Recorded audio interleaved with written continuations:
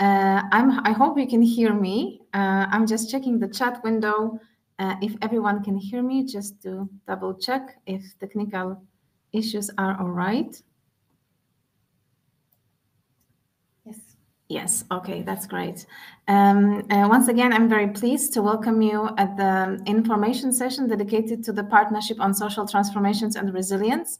In this meeting, we would like to present to you the new European partnership that has been that is being now jointly developed by European member states with support from the European Commission. This meeting is co-organized by DG Employment, Social Affairs and Inclusion and the National Science Center in Poland, NCN. NCN has assumed the role of the coordinator of the partnership. During today's meeting, we will provide you with information regarding the partnership instrument, European Partnership as an instrument in Horizon Europe. We will also discuss the new Partnership on Social Transformations and Resilience. So we will talk about the thematic overview and also potential activities that can be planned and then implemented in the partnerships. The presentations today will be recorded, so you will be able to share them with your colleagues and with interested institutions. There will be also time for questions and discussion, and we would like to invite you to ask any questions and also to join the discussion.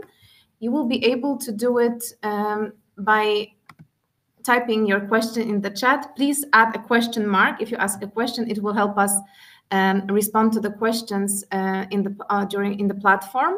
And also, if you want to go live and speak and turn your video on and your camera and your microphone on, we also encourage you to do so. Under the video, you can see a chat bubble. And if you click it, then we will give you permission to open your mic and your video, and you'll be able to speak and be visible to all participants. Right now, all participants are muted and your video is off. But during the discussions and the question and answer session, you will be able to speak also. Without further ado, I would like to give the floor to the representative of DG Employment and Social Affairs, Director Barbara Kaufmann, who is Director for Employment and Social Governance. Ms. Kaufmann, I'm happy to hand over to you.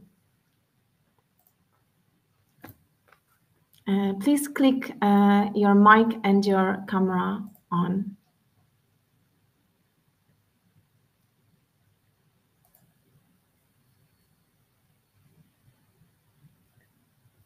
I hope that we have now give you permission to open your mic and turn on your camera, so hopefully you will be able to do it.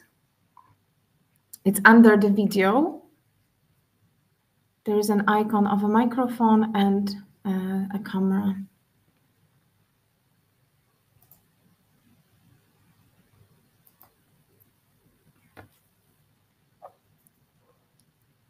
I'm just double checking in the chat if there are any questions.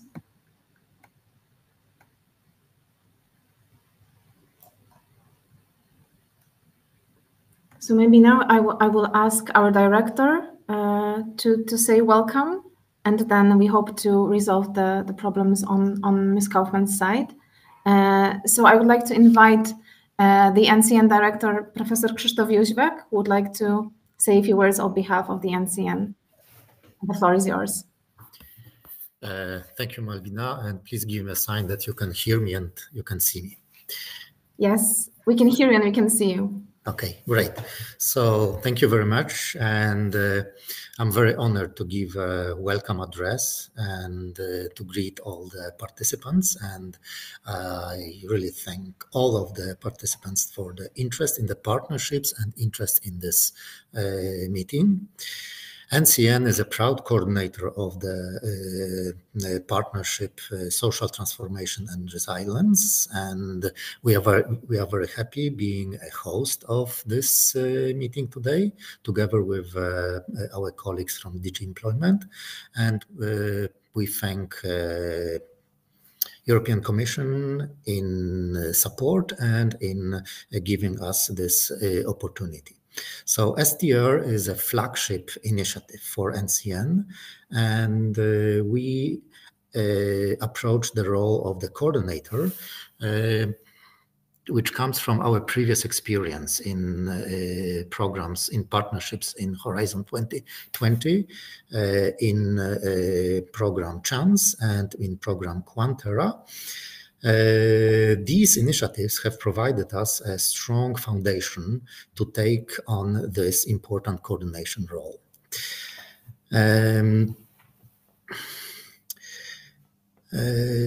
And we firmly believe that this partnership has a broader mission and to enhance the collaboration and integration across all the member states.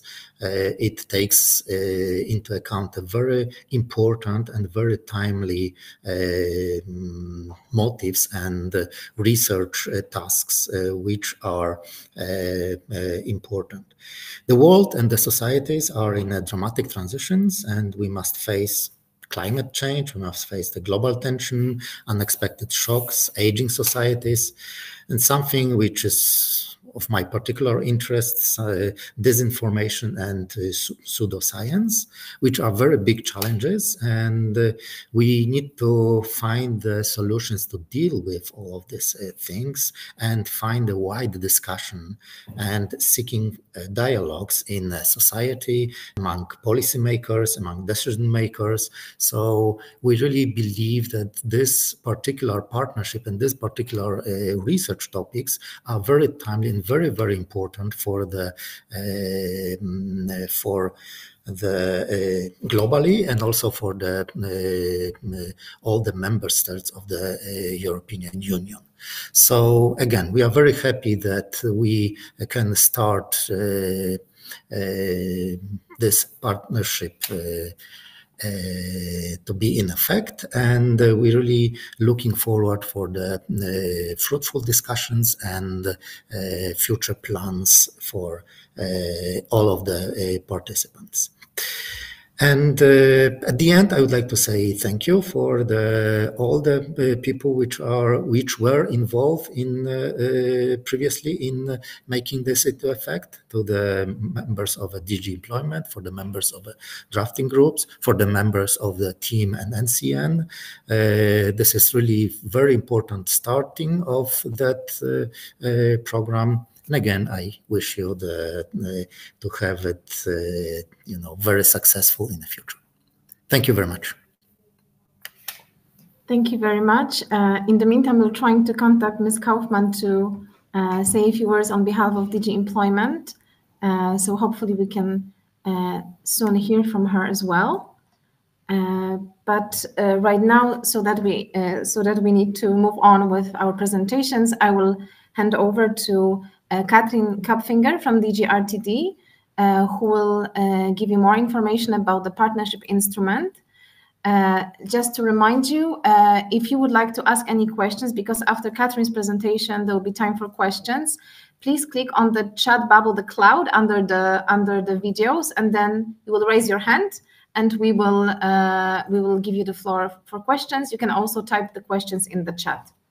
Katrin, I'm handing over to you. Thank you, and good morning to everyone also from my side. So as Malvina said, I work in DG Research Innovation in the unit that deals with European partnerships horizontally. So we're the policy coordination service behind European partnerships. Can I control my own slide? Yes. You see them moving on. Okay, perfect. So I just wanted to recall a little bit what European partnerships are and why we engage in them. So European partnerships are a strategic instrument that enable long-term collaborations between the Union and partners. These partners can be public or private.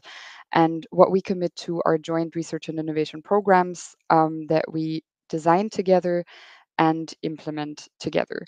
And partnerships in general have operate on three main principles. They give the framework program strategic orientation, so they foster directionality of funding in line with major EU policy priorities.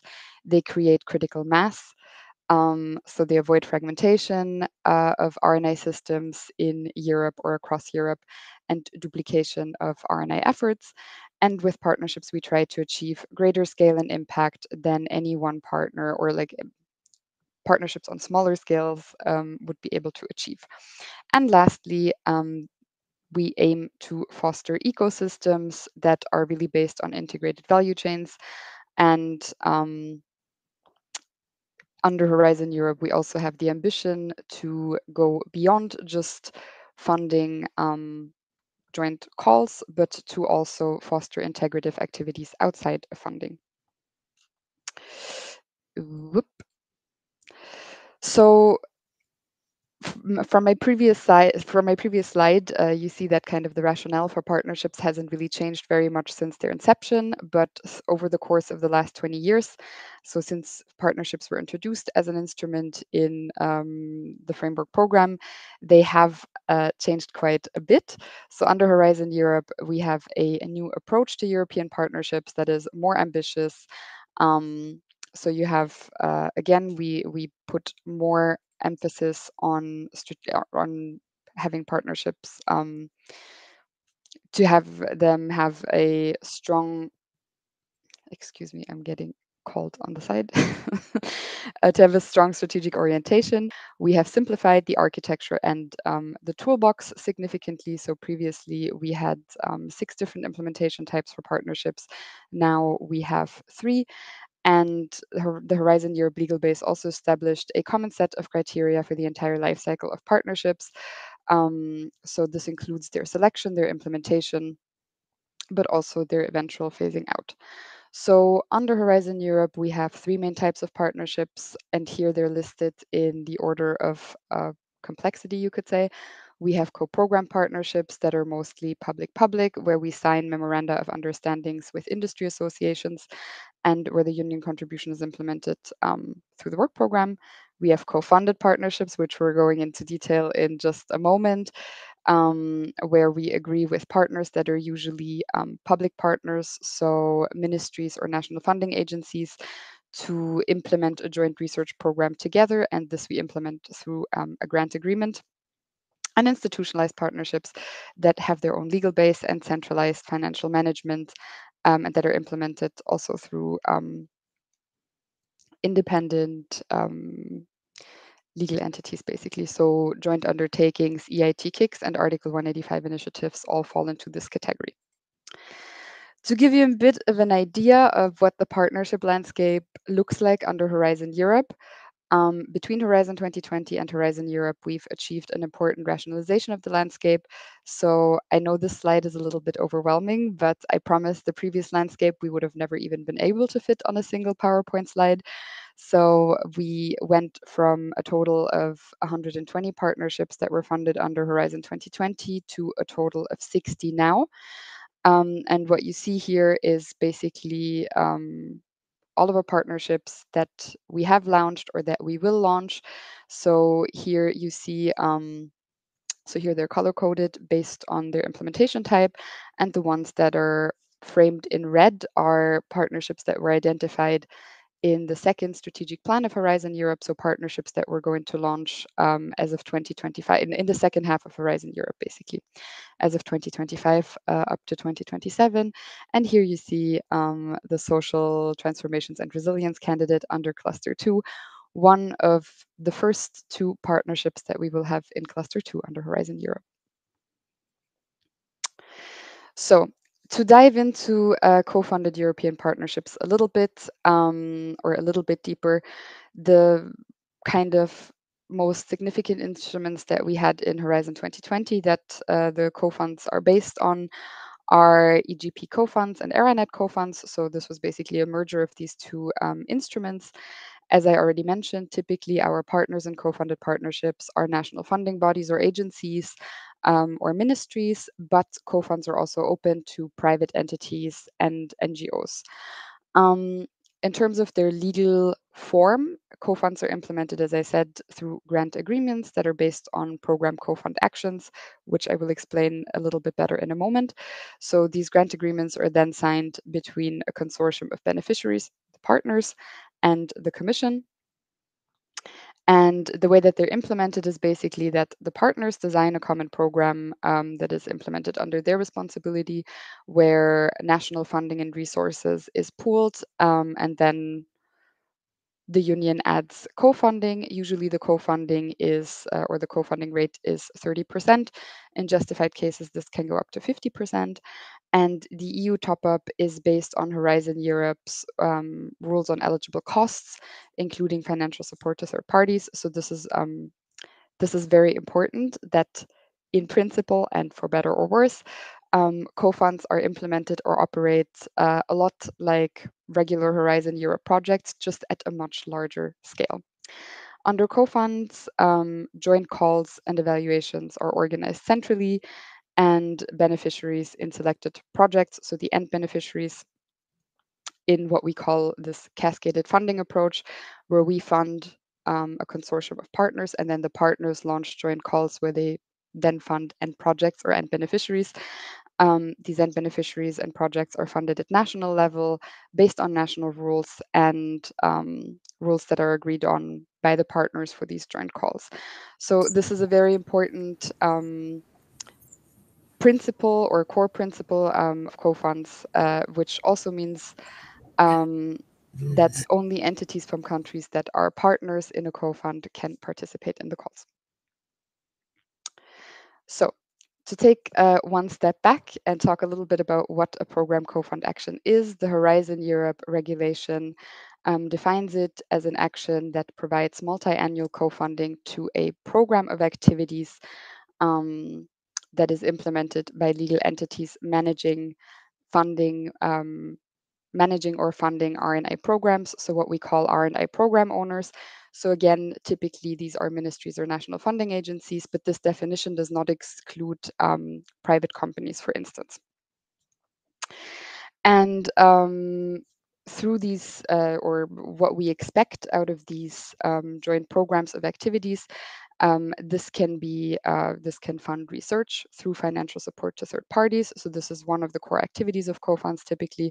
But the other stream of activities, what we call additional activities, can comprise a range of other things. So here you have some examples on the screen. This could be networking and coordination activities, pilot actions, innovation and market deployment actions, training and mobility actions, awareness raising and communication actions. So here there's a lot of flexibility for whatever the objectives or the needs of the partnership are. A few important principles for co-funds. The EU co-funding is a constant rate that is defined in the work program that funds the partnership. So there will be a call in the 2026 work program, I believe, of Cluster 6 that will fund, or that will call for a proposal for this partnership and fund this partnership. And the funding rate that is defined in this call is constant and cannot be changed throughout the duration of the partnership. And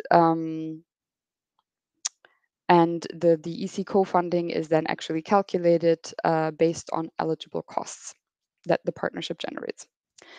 It is important to note that each consortium agrees internally on how the EU co-funding is best used or distributed internally. So here, basically what happens is that we calculate how much the EU top-up is in a co-fund, but then how this top-up is distributed within the partnership across the different activities is up to the consortium to decide. So there's also, again, a lot of flexibility there on how internally the money is distributed, and there's different models of financial management of co-funds that you can find, for instance, on Era Learn, a support platform that we fund and that is linked in my later slides. So there's a lot of flexibility there to adapt to the needs of the partnership. And it is very important that to create eligible costs for co-funding, the financial management of the partnership has to be in line with the rules for financial management of Horizon Europe. So it is very important to get very familiarized with key documents such as the model grant agreement that includes eligible cost categories, for instance. To go very quickly into the two streams of activities that we that co-funds typically engage in. First, the joint cascaded calls. So this is usually the core activity of co-funded partnerships. There's a few rules that these calls need to adhere to. So they must fund transnational research project. The calls must be published widely on the website of the partners, also on the funding and tenders portal to ensure transparency. It is important that applicants to these calls must apply according on national funding rules. So in the first step of the transnational calls, basically, there are national eligibility checks. So so it's important to know that there's that the calls operates on national rules. And also an important point to note is that partners must ensure that or must do everything in their power to avoid conflict of interest. So in a lot of cases, of course, we also have research performing organizations that are part of consortia under co-funded partnerships, and who then also want to apply for the calls that the partnerships launch. In principle, this is possible. It's just important that we list all of the organizations that this is the case for in the grant agreement, and that we ensure that there's internal firewalls, so that basically if the same institution is involved in, let's say, like designing the calls, that a different department is involved in designing the calls, then actually applies for the calls later on. But maybe I'm going into a bit too much detail here. So then the other stream that we've noticed co-funded partnerships tend to struggle with a little bit are additional activities. So our definition of additional activities is basically any activity that is distinct from joint calls. So anything that is not joint calls or financial support to third parties is in principle an additional activity. Sometimes they're also referred to as in-house activities. So this relates to anything, for instance, related to the coordination and implementation of existing activities, the coordination of the partnership. This could be data collection and monitoring efforts, training programs, again, awareness raising and communication events, like anything that was also mentioned on my previous slides on what a program co-fund action can fund. We don't have, unfortunately, a predefined menu or catalog for additional activities. The only thing is, as I was trying to make very clear before as well, is that activities must fit into the eligible cost categories in the model grant agreement in order to be reimbursable. So there we have a few general cost categories. I've listed them here: personnel costs, for instance, subcontracting costs, purchase costs, travel costs, equipment costs, other costs such as financial support to third parties.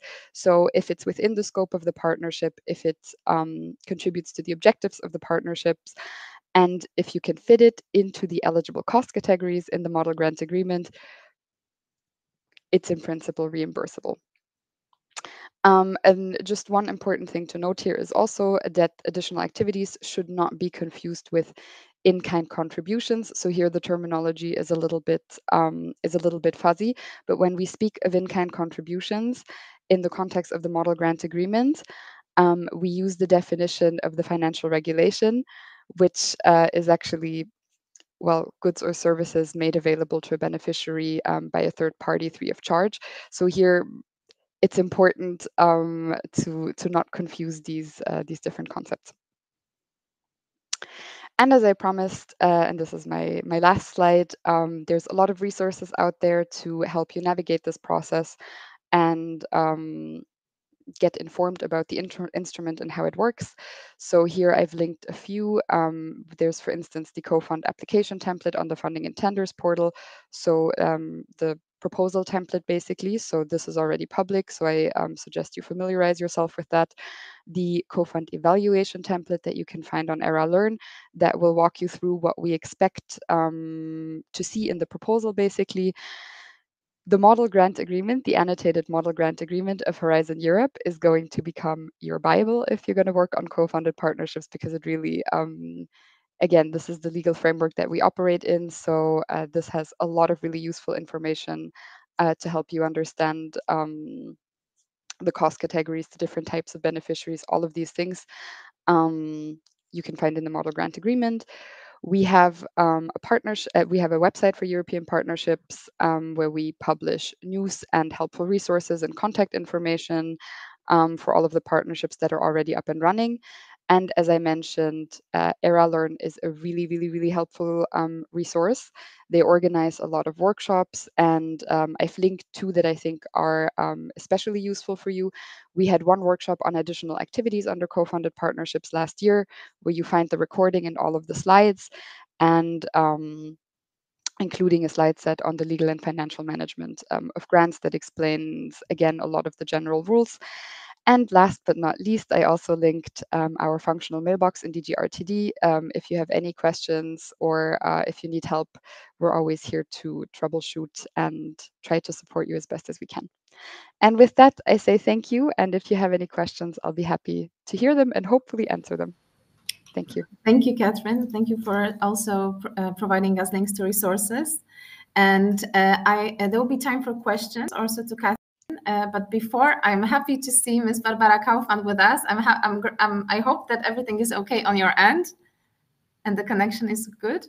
So, oh yes, you're with us. I hope so too. Handing over to you. Thank you. And, thank you, Marina, and apologies. I mean, I've been here well before the meeting, but IT problems, maybe also because we are more used to the commission, whatever systems, and here it's a little bit more exotic for us. But I'm glad that the meeting started on time, and I'm also glad that you continued with the program. There was also Christoph Joswiak, I still have pronunciation problems, and Katrin, who just presented something. So, dear delegates, colleagues, and participants, a little bit late, but still I'm happy to open also on behalf of the Commission this meeting, and thank you very much for joining us today on this important info event on the Candidate Partnership on Social Transformations and Resilience.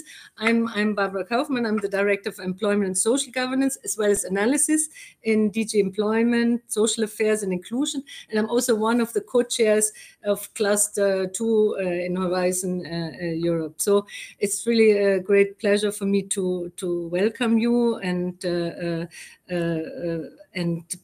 representatives from the different research funding bodies, the ministries, and anyway, everybody who's interested in this initiative. And I'm really particularly pleased, even though, I mean, I missed a little bit his opening, that I can do this together with Christoph Joswiak, a director at the National Science Center in Poland, and that Poland has taken over this as coordination. I mean, many of you know that the partnerships are a key instrument in Horizon Europe because they bring together, on the one hand, the Commission, but private and public sector stakeholders to address some of the most pressing challenges in Europe through research and innovation. And the partnership they were presenting today is one of the first in Cluster 2. And of course, I think everybody's aware that we have huge challenges linked to the labor market, education institutions, and social protection system. And that those challenges also stem from climate change and technological disruptions to global health crisis and shifting social dynamics and so on. I think there's a big awareness. And what is also clear for many is that particularly vulnerable groups in our societies are affected. So these challenges don't stop at the borders, and therefore and they don't stop at one discipline. And so what we really need is a collaborative research and innovative solution, or several solutions, I would say, across the EU, across the different disciplines. And from that point of view, I think it's clear that the vision of this partnership is very clear. But then, you know, when you come to the details, of course, the whole thing is still pretty challenging because what is needed, we need to create evidence-based knowledge and tools and innovative solutions that contribute to building resilience in the societies, also to ensure fairness and inclusiveness, and also fostering cohesion in societies. Of course, also all things that are also very important in the context of the European Pillar of Social Rights, that in political guidelines, President von der Leyen has reaffirmed once more as an important guiding framework for us in the EU. So we believe that these major social transformations that we're facing cannot just be dealt with through one single Horizon project, but what is really needed is a concerted effort, strategic vision, and the pooling of resources. And since the Commission presented for the first time this idea behind social transformation and resilience partnership in programming committee in July 2023, when the strategic plan 25-27 was presented, we are really very pleased with the work that has been achieved over the past years in bringing together potential partners and developing this proposal. And I would really like to thank all those who have been already working hard on this for their trust and support, and also special thanks besides Poland to the members of the drafting team. Let me mention Germany, France, Belgium, then also Ireland, Sweden, Italy, and Norway. I hope I didn't forget anybody. But again, thanks a lot also to Poland for taking on the coordination of this partnership. And I hope that this involvement that we have already seen by a number of countries will be inspiring you to also come forward and maybe as part of you of different tasks or work packages. And we're really looking forward also to hear today and after the meeting any countries coming forward with their possible contributions. So I think also when you take into account that we have seen political shifts, we've seen an increased focus on competitiveness, it's really important that the European social model is not forgotten. And that's also something I mentioned already, the guidelines from of President von der Leyen, but I think you may have also seen this important emphasis in the Draghi report. So the partnership on social transformations and resilience presents a unique opportunity, first of all, to leverage economies of scale by pooling resources to tackle complex social issues that can better be addressed through co-funded instruments than single projects. Secondly, it's to enhance impact by bringing evidence-based research from the social sciences and humanities closer to citizens, social partners, service providers, policymakers, and other stakeholders. And then it's also, the aim is to foster innovation by creating a space which enables experimentation, citizen science, and social entrepreneurship to find innovative solutions for a fair transition. And finally, to build resilience, not only in labor markets and social systems, but also in our institutions and networks by strengthening our capacity to respond to new emerging challenges. So that's why your involvement will not only shape the partnership, but also ensure that the output and the output that it produces are relevant, or the outputs to the diverse sectors and communities that you serve. So today, I invite you to think of the role of your ministry or institution. What role could it play in this partnership?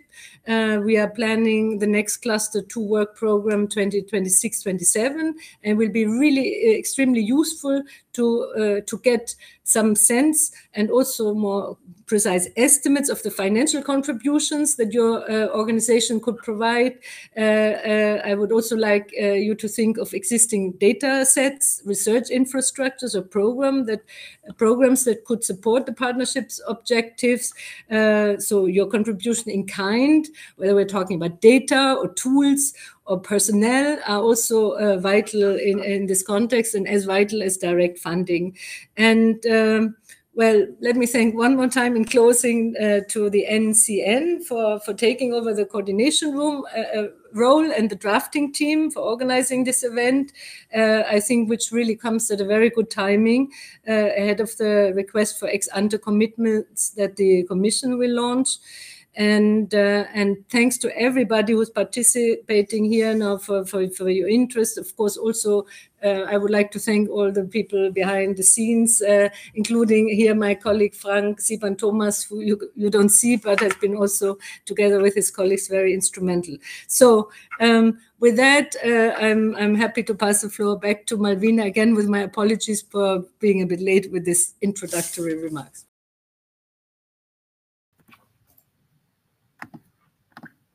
Okay, so the rationale behind this partnership has been beautifully mentioned by Ms. Barbara Kaufmann, so I don't want to repeat this.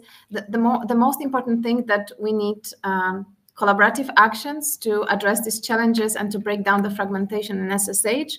We also want to reach out not only to the research community, but of course we will closely work with the research community, but we also want to work on the uptake of results, which is an ambition of this partnership.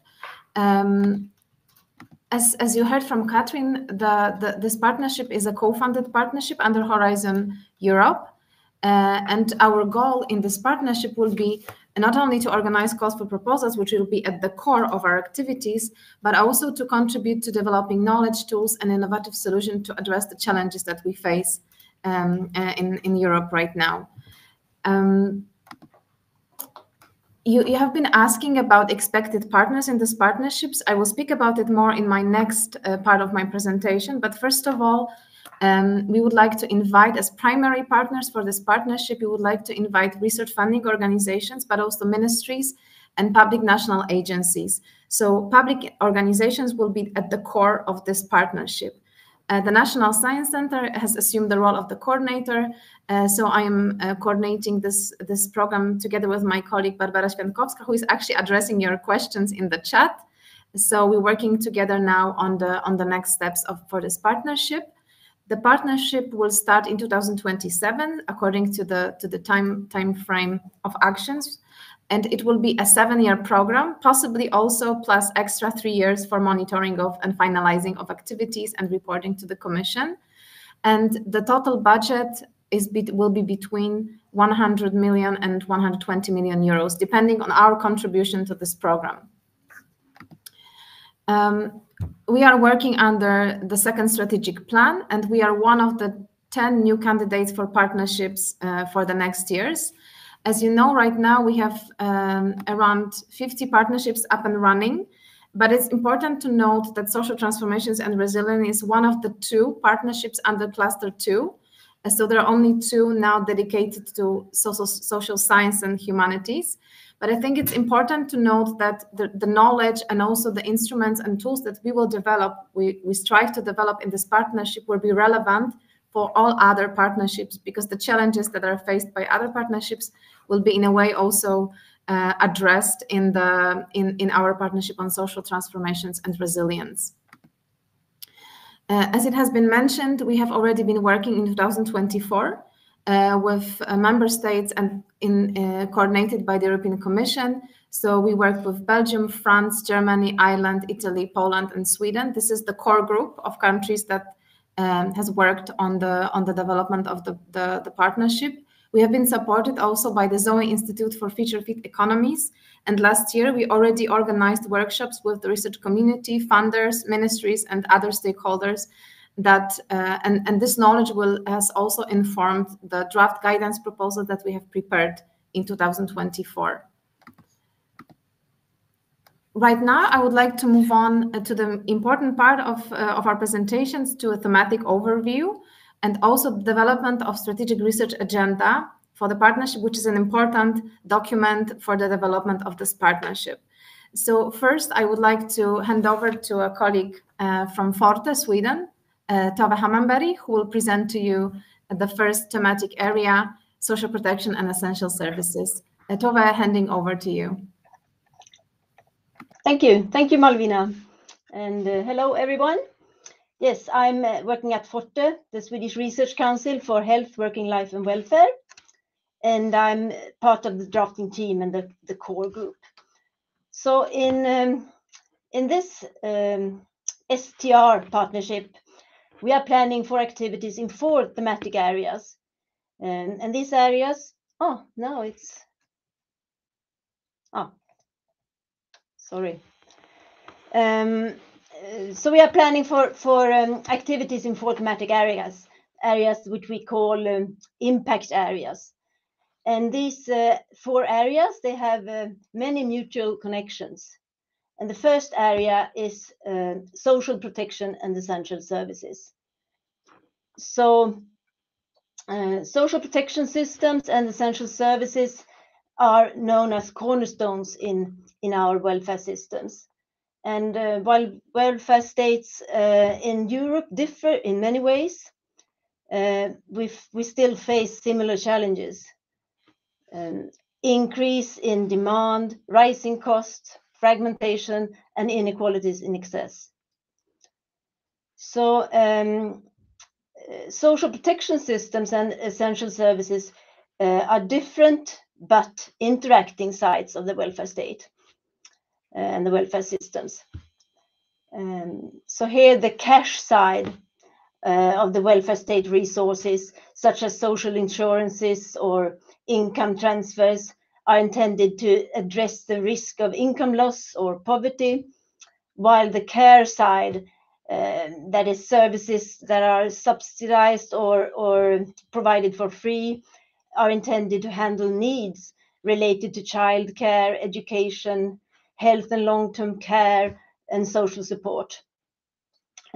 So social protection systems and essential services need to be sustainable, adaptable, and capable of fulfilling the purpose to handle both long-term challenges and also more occasional shocks. And against this backdrop, we plan to activities in this impact area.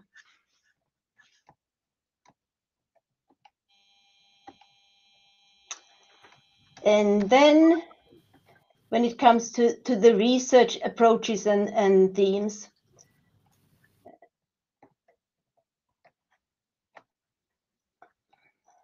here we go. So in research, there is a need of more integrated and dynamic research approaches, and also a stronger focus on problem solving. So we need research and innovation to develop a more integrated understanding of how of the policy outcomes, but also of how social policy can be used to increase resilience. And the research in this area will address stability and effectiveness of the social security systems, as well as the sustainability of financing and taxation models.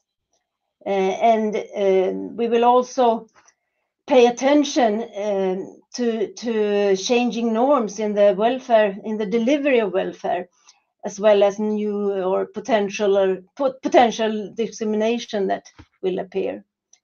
So yeah, this was kind of a brief description of this impact area. And now I would like to hand over to my Irish colleague, Grania. The scene is yours.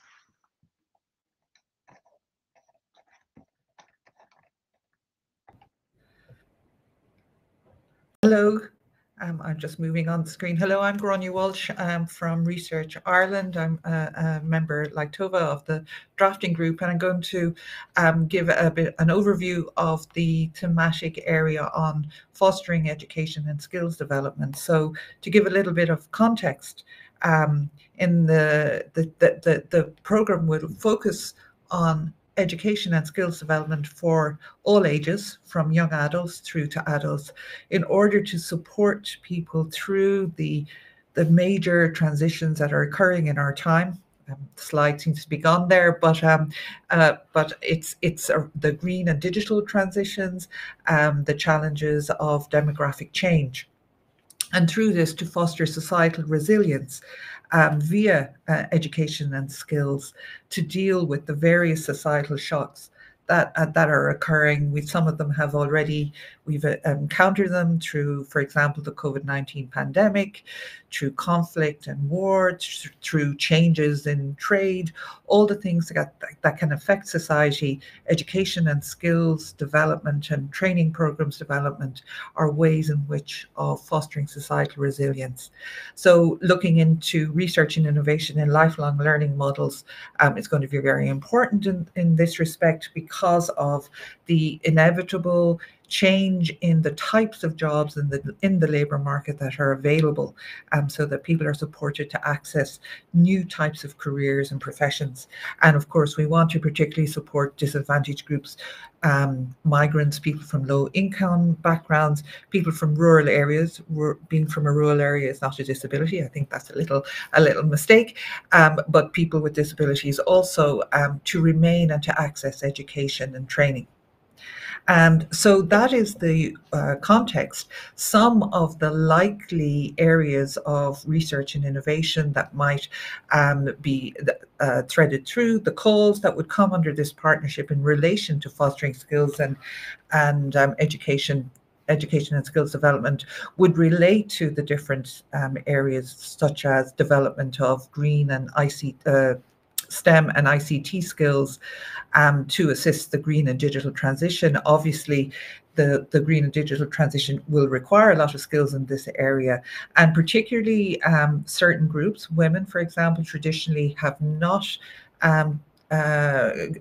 taken up education at third level, for example, in STEM and ICT to the same extent. So they potentially could miss out, as could various disadvantaged groups. But in addition to those kind of hard STEM skills, there's also the need for transversal skills and development for all.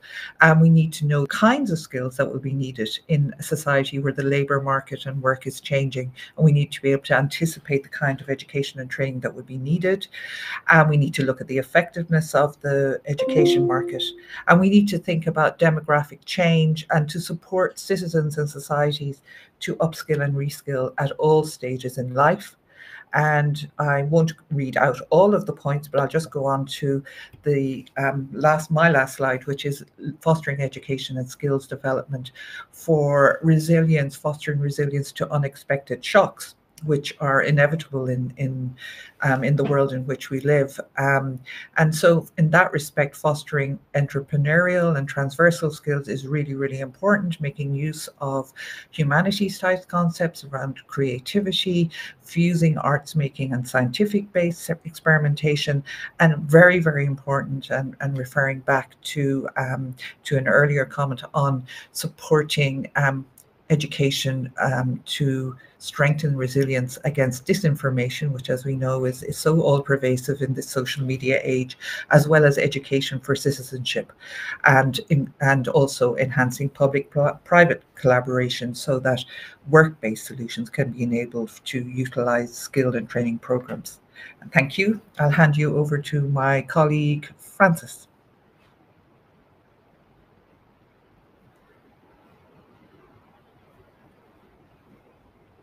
I hope Francis. Thank you very much. Thank you very much, Kanya. Thank you very much, Malvina. So I will be talking about a third impact area, and that third impact area is the future of work. So let me start by stating that actually work is at the same time where we spend an enormous amount of time during our life, and it's also what gives us our livelihood. And those two aspects, the fact that actually we do spend a huge amount of time at work, and that this is a way that actually we can receive a wage, is going to be two of the pillars on which we're going to be working. So let me also mention that future of work is by no way a new topic. For example, in the portfolio analysis of the Horizon 2020 program, the Commission basically mentions that 1.9 billion euros have been spent on understanding the future of work. So we're not constructing on a vacuum, but let me state what is new in the directions that we want to take in that new partnership. So the first point I want to stress is that actually we are going to be focusing on the three transitions, which is the running theme for all the 4 impact areas that we're describing. And in what concerns the future of work, the first digital transition will be focusing on the role of artificial intelligence. So this is a departure from the work which was previously done, which was mostly focusing on automation, and this enormous impact on the future of work will be analyzed as it basically leads to different types of issues. The first one is that it's going to create new work organizations, and that we will need research to better understand how AI is going to affect the type of workplace that we're going to be living in. It is also going to affect the number of jobs, and it's very important for us to understand in terms of job quantity which jobs are going to be affected by AI. And finally, it is also affecting the quality of the work and well-being at work, which is going to be another very important theme of the calls that we're going to have during that partnership. The second transition is the green transition, and here the green transition is actually going to affect greening of jobs in different ways. The first way is that it may make some jobs externally hard. For example, outside jobs in global heat are going to be much more painful than they were before. And it also calls for a rethinking of the carbon imprint we'll have in each and every of the jobs that we have. So the creation of new jobs and the greening of existing jobs. And we believe that that's an important question that we're also going to be working on. And the final transition that I want to talk about is the demographic transition. So it's expected that by 2030, for example, 10 million jobs, or the active labor force in Europe is going to be diminished by 10 million, 1 million every year, which means that actually we are going to be living in an entirely new work perspective, which basically raises 2 types of problems. The first type of problems is how does an aging workforce adapt, and how can we think about the future of work with an aging workforce, which may be going through different work cycles. And the second question it raises is, of course, the need or the possibility to bring new jobs through migration. And so this opens up an entire set of questions around migrations. So let me rephrase that actually the objectives of the STR partnership is going to be focusing on 3 different aspects. The first one is well-being at work. The second one will be about access to jobs, and that also includes how do we help disadvantaged groups and persons with disabilities to access the job market. And finally, how do we need to think about the functioning of the labor markets. And the final point is social cohesion and inequalities. As the jobs are going to change, the geographical distribution of jobs is going to change. This is going to affect societies, create inequalities, and we need to think and to do research to better understand how that is going to affect social cohesion in Europe. This being said, let me now hand over to my colleague Francesca Rizzo, who's going to present the last impact area.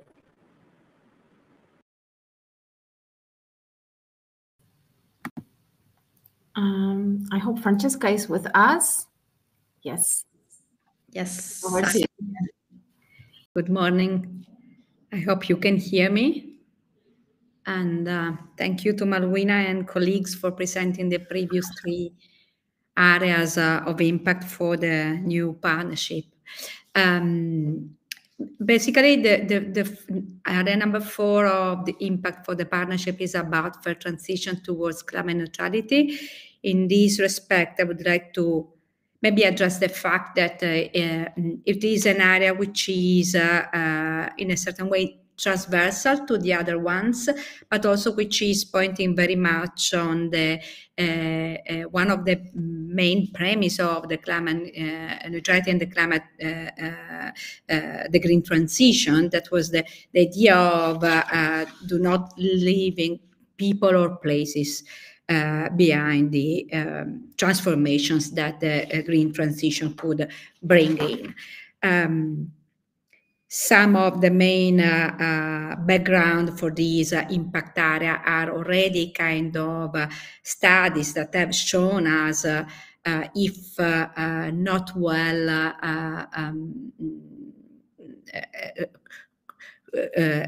coordinated and co-designed with the overall civil society, the green transition could bring eventually to some seeds of social conflicts, or may aggravate the issue of let's say the overall social cohesion, and this is a risk that the decarbonization can bring in, and especially with respect to the economical impact that the transition can have on social well-being or on equity policies, but as well as the need to further and better engage citizens within the overall process of designing and delivering the transition or the overall green transition acceptability, and also how to let's say deal with the fact that the overall green transition is designed in order to have systemic impact on socio-technical systems. So how these kind of impacts will eventually also impact the people everyday life. Despite the fact that some students exist which are telling us that these are point of attention, we need, we individualize together with the colleagues of the drafting group some additional research needs, which are synthesized in the list that you can see on the slide, and which are, let's say,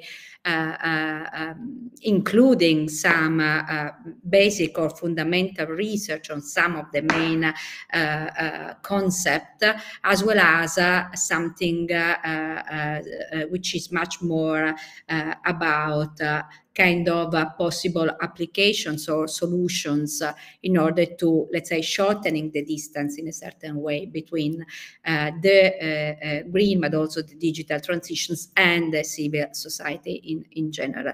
So you can see these bullet points. The first one is the idea that we would like to further investigate the notion of fairness, especially by including different aspects, not only the economic one, but also the political, the cultural, philosophical, geographical, and historical dimensions.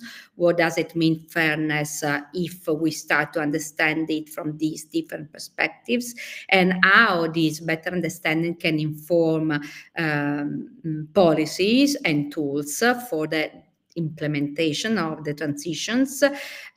We also suggested, of course, to better investigate how the behavior of individuals, but even organizations, so the behavior of the overall socio-technical systems within the ecosystems that the two transitions will be delivered, can be can better support the transition, but also how can, in a certain way, the behaviors of these kind of actors can positively become drivers of the transitions. Building trust and legitimacy is very much about how to fairly engage citizens, especially in the deployment of the transitions, and also how to better communicate with the citizens to build trust on the data about the kind of challenges we want to address, especially scientific data, and how to engage citizens and actors in the socio-technical systems, and that we need to address in these process of developing trusting policies. Climate policy instrument and frameworks is much more about how to evaluate some of the, especially the economic instrument for the climate change adaptation and mitigation. So we want to understand how the economic consequences of these transitions could affect the people everyday life, and how to then take into account these dimensions in order to design better economic policies and instruments. The systemic approach area is really focusing at the moment at the fact that the transitions we are talking about, they require a systemic approach. And in this systemic approach, the point for us is how to better include social sciences and humanities and social innovation. So to say which role these disciplines or areas can have in systemic approach to the transformations we will deal with. Democratization of the green transitions is about how to open the process of policy making and decision making to the civil society, while the last one is really very much looking at the tensions that could be there between the digital, the green transitions, and eventually try to individualize or understand better common strategies to address the two, avoiding in a certain way externalities or the one becoming a barrier for the second and vice versa. So a more, here again, systemic approach to the two transitions could eventually amplify better impacts of the two. So I think that I'm done, and I don't know if now I leave the floor to Malvina again. Now we ask Christa Engel from DLRPT Germany to present to us the development of the SRIA, Strategic Research Innovation Agenda. Thanks, Malvina. Thanks, Francesca. My name is Christa Engel. I work in DLR Project Management in Germany. I've been working together with Tove, Gronja, Francesca, and Francis and Malvina for the last year or even longer than that. Yeah, so I will talk to you now about a process which also has been set into action, because I mean, you've heard the 4 impact areas right now, and you might wonder how we will develop these 4 impact areas or thematic areas further in the future, how we will flesh out these themes, and that's where the so-called SRIA, or Strategic Research Innovation Agenda, comes into place. And I mean, you might all be familiar with SRIAs, but I would just say that this will be like something like a 30 to 50, 60 pages document, then going beyond what we know now is in the draft proposal for this partnership. Yeah, and then this will be the basis for from where on to translate the basic principles or ideas into calls later on in the actual partnership. Okay, so now I have to kind of try and switch the slide. I manage, yeah. And DLR has been commissioned by HERA, the Humanities in the European Research Area, to actually build up this SRIA via a so-called foresight process. We have the technical or the methodological expertise in DLR to do this, and what we will do is prepare the SRIA in cooperation with Malvina, the drafting group, and also the actors from HERA. And we will start with one vision, we will develop the 4 themes, and we will end with one so-called SRIA for all the 4 different areas and their possible interconnections. The elements of this process will be desk research. I mean, we will look at what the experts DG Employment has commissioned. We'll find out. We will looking at the internet, at all kinds of sources. We are trying to scope potential experts for surveys, expert interviews, and workshops. And then we will sort of come up for each of these areas. We'll come up with a synthesis report, which then will feed later on into the SRIA. And we've been we are at work on developing an online community platform in order to gather more input and also to share information along the way. And there is an email box which already exists in case you have any questions. That's on the slide. You'll have these slides. So if you look at what a foresight cycle is, and we are going to do 4 foresight cycles for each of these 4 thematic areas. We will start with this visioning process on an overall level, go and look at trends, develop a scenario from what we've been looking at, and then we will take all the material we found and go see what kind of steps follow from that and what is needed to have a SRIA ready, which then needs to be delivered with the proposal to the EC Commission, next year then, not this year anymore. So I'm not going into the details here, but just let you know the road ahead for this development of these more thematic areas. The way ahead, we are having a visioning and a kickoff workshop at the beginning of February, actually next week.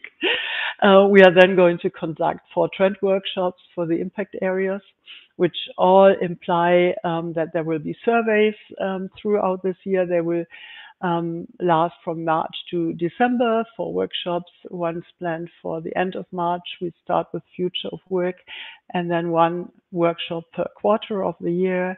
And in the first month of 2026, we'll have a backcasting workshop and see how to develop the SRIA from there. And to let you know about the foresight platform under construction, not in existence yet, or at least not shareable yet. You might know this kind of platform from Natural Society, those of you who are in Cluster 2, who has a brokerage event partnering platform, and other partnerships like the SET Clean Energy Transition partnership has such a platform. And this platform for the year 2025 will not really be used for partnering and writing proposals yet, because we are not at that stage yet that the partnership issues calls. We are going to use it to share info on the partnership, to share infos on this foresight process, and open up input loops for external partners, for all those interested. We'll use it for event organization and also for collecting individual profiles. And these profiles need you.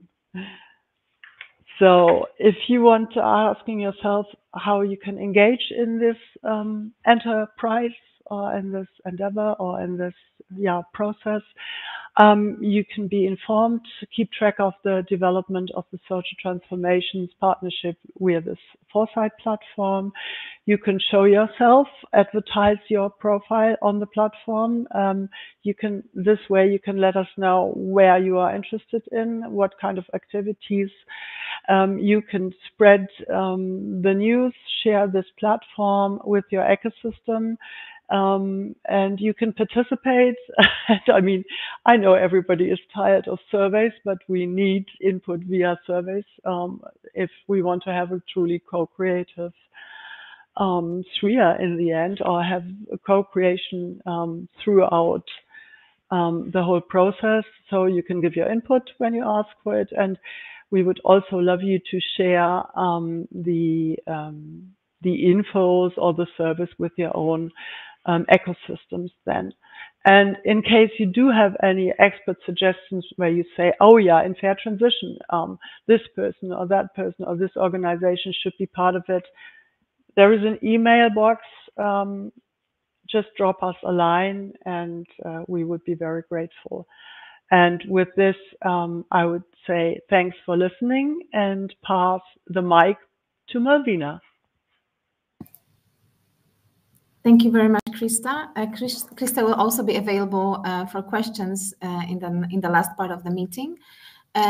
Right now, I would like to move on from the thematic priorities and strategic priorities of the partnership to more concrete questions regarding activities that are planned within the partnership. And with this presentation, I hope to answer some of the questions that appeared in the chat. If there will be any more questions, of course, please feel free to type them in the chat. So first of all, we are expected in this partnership to organize calls for proposals, at least 6 calls for proposals. So we are expected to launch annual calls within the 4 impact areas of the partnership.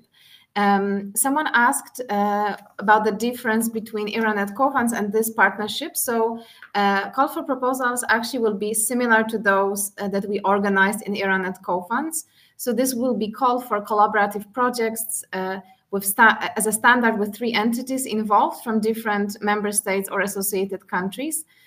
It is expected that the calls will be open for at least 2 months, and we will apply standard Horizon Europe criteria, excellence, impact, and implementation. And we are also expected to launch 2-step selection procedure in these calls. So this is something which is common with Eranet co-funds, so standard calls for collaborative projects. However, our ambition in the European partnerships go beyond the calls. So we are expected to deliver so-called additional activities. And here you can see the list of potential activities that we can consider for the partnership on social transformations and resilience.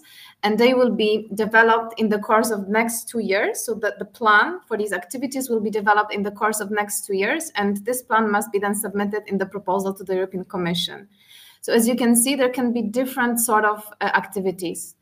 Strategic development of the partnerships, regular update of the strategic research innovation agenda, collaboration with EU missions and partnership, but also supporting the collaboration of funded projects and their exchange with relevant stakeholders. Also reaching out to non-academic stakeholders, working with, as it was already mentioned, with representatives of civil society, social partners, but also business, policymakers, and supporting the development of evidence policy, public policies. We can also consider activities aimed at capacity building and widening, including also alignment with national agenda and national stakeholders. 2 important points that has been also already mentioned in the draft proposal that has been shared with Cluster 2 and that will be also shared with you after this meeting is research infrastructure, so reinforcing links between funded projects and research infrastructures, and an important topic of data, use data accessibility, open research, and open data. So this is a portfolio of activities that we can consider for the partnership to support its ambition to reach out to stakeholders, but also to promote the use of research infrastructures and promoting open data and research data. When we look at the timeline, it has also been asked in the chat, how does the timeline look like? So we expect that in the first quarter of 2025, the Commission will issue a request for financial commitment for this infrastructure. All member states and associated countries will be asked about their allocations for this partnership. The call for this partnership will be open in the first quarter of 2026. At this stage, we expect also to finalize the strategic research innovation agenda and also identify the list of potential additional activities. The call will close in the 3rd quarter of 2026, and we expect that the evaluation results will be known in the 1st quarter of 2027, and then we will start working on the grant agreement, signing the grant agreement, and also we will prepare and launch the partnership in 2027. The next question that has been asked also in the chat is who are the signatories of the grant agreement with the EC? So who are the expected partners in this partnership? So first of all, the first group of partners would be national and regional also research funding organizations and ministries funding research. So this group is expected to be closely involved in calls for proposals. So this group will launch calls for proposals, fund research, also monitor the projects, but also this group can participate in additional activities. They can take work package and task leadership, depending on available resources. The second group will be sectoral ministries and other public organizations that can give strategic advice, help update SRIA and build SRIA, the Strategic Research and Innovation Agenda. They can also allocate funding for the cause, but they do not have to implement the cause. They can participate in additional activities based also on their interest and capacity and competencies. And they can also take a work package and task leadership. The third group would be other relevant partners. They can be universities, NGOs, associations, also private companies, but their participation will depend on the activities that we will plan in the partnership. They can also be work package and task leaders, but not necessarily in activities related to the calls for proposals. And the last group, service providers, they can be either involved as subcontractors, but also they can be considered as partners. So this can be companies that provide IT services, for example, the system for the evaluation of proposals and submission of proposals, and also media companies that will support us with communication of project results and also partnership results. So I think I would like to also emphasize, talking about potential partners, that they can take very different tasks and they can decide which tasks are interesting for them, what is their knowledge and their competences to be involved in the partnership. So this will be discussed among the potential partners in the partnership. As I mentioned, we expect that the Commission will launch a request for financial commitments. So the member states will be, and associated countries will be asked how much funding they would like to allocate for the program for the whole duration, so for the 7 years of the program duration. And also they will be asked about their contribution to additional activities. So this is something that can be addressed also by the member states and associated countries. So now the question appears, how should we calculate our financial commitment? So it is important already at this stage to think about your national experience in SSH funding opportunities. So please consider what is the average budget for your national team in transnational calls. Also, how many projects do you expect to fund per call? And then think about 6 calls that we plan to announce in the partnership. And also, it's important to learn about your research community in these 4 impact areas that we discussed today. So, what is the size? What are the interests of this community if they want to participate in the calls for proposals? Please also keep in mind that the average budget for a transnational project in SSH, based on our experience in Iranet co-funds Chance, Hera, and Norface. So the average budget across all partners in one transnational project is between 1.5 to 2 million. When we look at also similar partnership calls, European partnership calls, driving urban transition and biodiversa, we can see that the cap on funding per project in these calls is between 1 to 2 million euros across all partners. The type of projects that we expect to fund last 36 months. This is also something that we need to consider.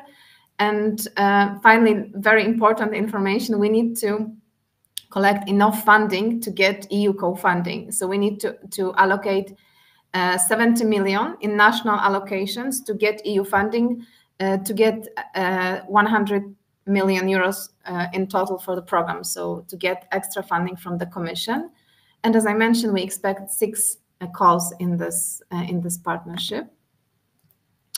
How to get involved? So this is also an important question. I think, as I mentioned, it's important already right now to reach out to your national communities, to check their interest, to check with your ministries, sectoral ministries, if they're interested to join the partnership, to allocate funding, but also to participate in different roles in this partnership, in different activities that I mentioned. So please reach out to your stakeholders from different sectors, because it can be an interesting initiative for them. Also check your national programs in the impact areas related to the partnership, because there can be already some knowledge generated in these programs that can serve the partnership. And also, last but not least, there are 50 partnerships right now up and running, so it would be also advisable to reach out to your colleagues who know this instrument to see about your experiences at the national level regarding this instrument. So we already started working on the preparation of the partnership for 2027. So first of all, we would like to build the consortium that will in the end implement this partnership and within these 2 years prepare the partnership. So the beneficiaries of the grant agreement, that will be a future General Assembly, we would like to keep in touch with you and all interested partners in 2025. And we expect to organize 2 meetings, 2 information meetings, one in June and one in November, to give you an update about the development of SRIA, about the budgets that have been collected from member states, and also about the activities that are planned in this partnership. So in June and November, we will organize 2 online meetings to inform you about the development of the partnership. However, at the same time, we need to also build a core group that will work on the partnership, and we will be directly involved in preparing the partnership planning activities, and also then this group will then implement the partnership in the next years. And our plan for 2025 is to focus on creating a roadmap of actions to address the challenges of this partnership. So this will be a living document that will delineate actions that will be then taken to meet the partnership objectives. These objectives will need to then inform annual work plans for the partnership that will be implemented during the duration of the partnership. We plan to engage future work package leader and task leaders in these partnerships in 4 working areas. So we identified 4 blocks of different activities that will be then implemented in the partnership. The first one is the most standard one we all know from Eranet co-funds. So organizing joint calls, monitoring projects. This time we may also involve non-academic stakeholders, different partners in developing the call topics. So this is one block, R&I funding, calls for proposals. The second block will be capacity building. So we will need to map the needs of our target groups, not only research communities, but also policymakers. So we want to facilitate connection and collaboration across countries, sectors, and disciplines. We may also consider activities for early career researchers and international collaboration supporting less performing countries. So this is the second block. The third block would be data and infrastructure. So this is something, again, to be defined and then discussed among partners, what kind of activities we want to implement to support this working area. And finally, it has also been asked in the chat, uptake of knowledge and collaboration with stakeholders. So this is a big ambition of this partnership to make sure that also the research that we fund is then communicated to different policymakers, and how to enhance this exchange between policymakers and different actors and with the research community. What is important, and I would like to stress it, that we plan, after this meeting, we plan a follow-up survey. With the survey, we want to know about your interest in this partnership. So we will ask about you will be able to express your interest in joining the partnership. We will ask about your potential financial commitment to the partnership. This will be not binding, but this is an information for us, because we need to think about reaching this at least 70 million across all partners joining the partnership. So we will ask about that. We will also ask about your potential involvement as work package and task leaders. So if you would like to be involved in the call secretariat or in the monitoring of research projects, but also communication and promotion activities, but also other activities that will go beyond the calls, like strategic development of the partnership, working with research infrastructures, open research, open data, but also all the activities that will lead to better uptake of research results, and that will support evidence-based policy making, and finally capacity building, widening, and international collaboration. So we will send you the link to the survey. It's already active on the Chance website. So we would like to hear from you regarding your interest. Now I would like to invite you to a discussion. There are some questions in the chat, so we're happy to respond. But first, I would like to ask if anyone would like to speak and talk about their potential involvement, their interest in joining the partnership, participation in the cause, potential financial commitment, or maybe already you know that you would like to be a work package or task leader in any of the activities that I mentioned. So please feel free. I'm opening the discussion. Just to remind you, you can, if you press the cloud, then you will raise your hand. And when we see your hand raised, then we will give you the floor